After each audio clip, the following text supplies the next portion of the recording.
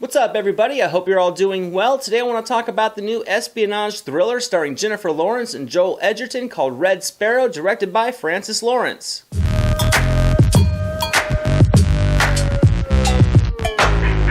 This story centers on a ballerina that finds her career over after an injury. She turns to her uncle, who recruits her into a Russian intelligence program known as Sparrow School, where you learn to use your body as an instrument to coerce potential targets, her first of which being a CIA agent. Now first, I'll give the disclaimer that this movie may not be for everyone. It's highly sexual in its subject matter, it's edgy, it's delivered with blunt force at times. I don't think it was sexually exploitive, as it was all really worked into the fabric of the narrative very well, but definitely some of the imagery is not going to be to everyone's taste. Sparrow School teaches students how to use their bodies as tools to find weaknesses in their targets to acquire various information. It also teaches them how to break the emotional connection with the body. The film conveys that everyone has a weakness and they will be taught how to find it, isolate it, and exploit it. Something that this storyline explores with great detail, and along with that will come some sexually explicit scenes that some people are not going to be so comfortable with. I do think, though, if you're able to look past that, you're going to find a very intriguing, multi-layered story that really develops itself with a nice, well-thought progression. So let's talk performances. I thought Jennifer Lawrence was phenomenal in this role. She makes the Russian accent work. She was able to bring this character to life with,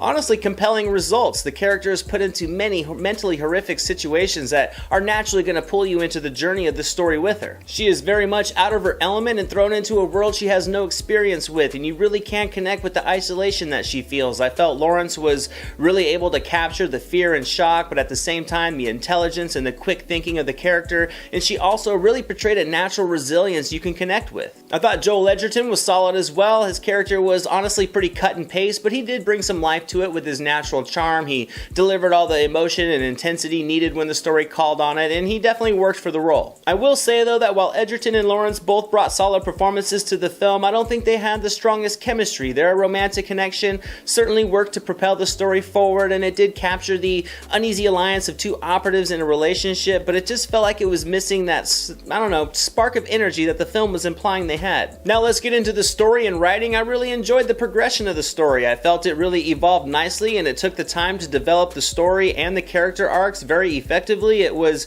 continually engaging. It was really an espionage film told from a different approach that added some nice unpredictability to it. It was a grounded spy film where mental manipulation will get information much more realistically than, dropping in through the top of a building from a rope and using high-tech gadgets to hack computer systems under the noses of guards, which are fun movies, but this was just different, and different is always fun sometimes. The storyline doesn't try to work in car chases or elaborate set pieces. It builds tense and suspenseful situations with structure, and it really weaves them all together into one compelling mental game. I think often in films, people will say, a movie added too many layers and twists at the end, for example, like in The Atomic Blonde. This was a film that had those twists and layers, but it began developing them from the minute the movie starts, and it continually builds layers of intrigue on top of it. And I wouldn't say there was a lot of action in this movie, but there were definitely some strong doses of violence that hit with a strong impact because of a great build-up. I thought the writing was pretty solid. There was only a couple of forced moments, but I do think the film was on the long side. It didn't need to be hovering around that 2-hour and 20-minute mark. It could have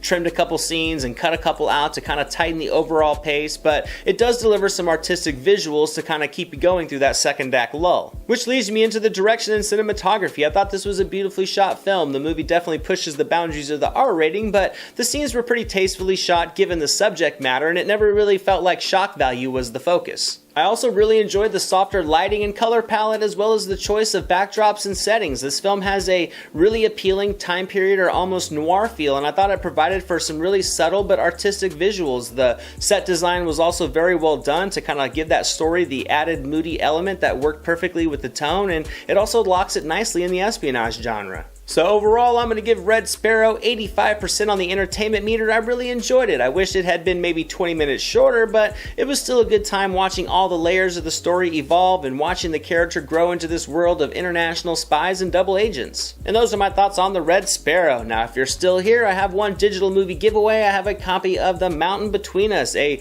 tense survival thriller with a couple of solid performances. Just visit the site you see on screen, enter that code. If you get it first, it's all yours. And that's it for today. today, guys. I hope you enjoyed this video. If you did, don't forget to give it a thumbs up and make sure you hit that subscribe button so you can come back next time. As always, thank you so much for watching. I really appreciate it. I'm Anthony. This is the Silver Screen Analysis, and I'll see you at the movies.